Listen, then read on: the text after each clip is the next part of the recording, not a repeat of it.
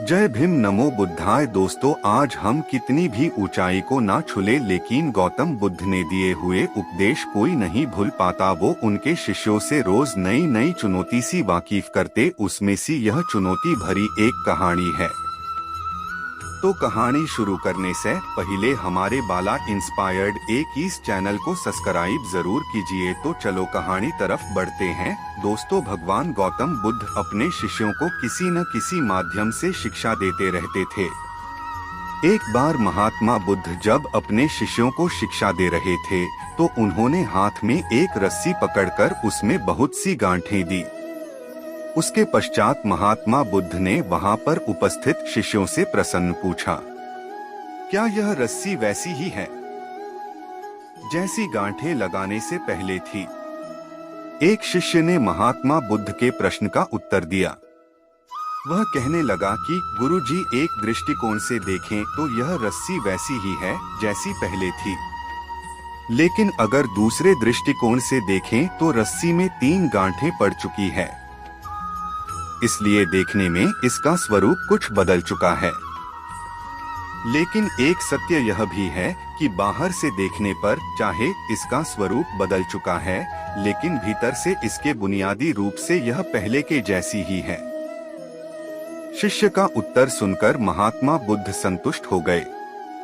उसके पश्चात महात्मा बुद्ध ने कहा, मैं रस्सी की इन गांठों को खोल देता हूँ। महात्मा बुद्ध रस्सी के दोनों सिरों को पूरी ताकत से खींचने लगे। फिर उन्होंने शिष्यों से प्रश्न किया कि क्या इससे गांठें खुल जाएगी? इस शिष्य ने तुरंत उत्तर दिया, नहीं नहीं, इससे तो गांठें और अधिक कस जाएगी। यह सुनकर महात्मा बुद्ध ने पुनः एक प्रश्न किया, इन गांठों को खोलने का क्या समाधान होना चाहिए? शिष्य तुरंत बोला, गुरुजी, हमें इन गांठों को ध्यान से देखना चाहिए कि इसकी गांठें कैसे लगाई गई है। उसके पश्चात इनको खोलने का प्रयत्न करना चाहिए। शिष्य का उत्तर सुनकर महात्मा बुद्ध मुस्कुराते हुए बोले कि जीवन का यही सूत्र मैं आप लोगों को समझाना चाहता हूँ। आप जीवन में जब कभी भी किसी समस्या में फंसे तो सबसे पहले उस समस्या का कारण ढूंढें और फिर उसका निवारण करें। व्यवहारिक जीवन में लोग समस्या का कारण जाने बिना ही उसका समाधान ढूंढने की कोशिश करते हैं, जिस कारण उनको उचित परिणाम नहीं मिल पाता। महात्मा बुद्ध शिष्य को कहने लगे कि बहुत से लोग मुझसे पूछते हैं कि आपने क्रोध को कैसे समाप्त करें, लेकिन कभी किसी ने यह नहीं पूछा कि मुझे क्रोध क्यों आता है।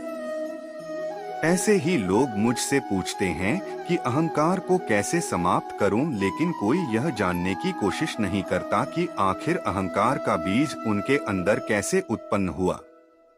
जैसे रस्सी में गांठें लगाने के बाद भी उसका वास्तविक स्वरूप नहीं बदलता, वैसे ही व्यक्ति में चाहे जैसे भी अवगुण पैदा हो जाए, उसके अंदर की अच्छाई कभी समाप्त नहीं होती। जैसे हम धैर्य से रस्सी की गांठों को ध्यान से देखकर खोल सकते हैं, वैसे ही जीवन में आने वाले विकारों और समस्याओं का हल हम ढूंढ सकते हैं। दोस्तों, अगर जीवन में किसी भी तरह की कोई समस्या उत्पन्न हुए हैं तो उसके कारण को ध्यान से समझने पर उसका निवारण भी स्वतः मिलने लगते हैं।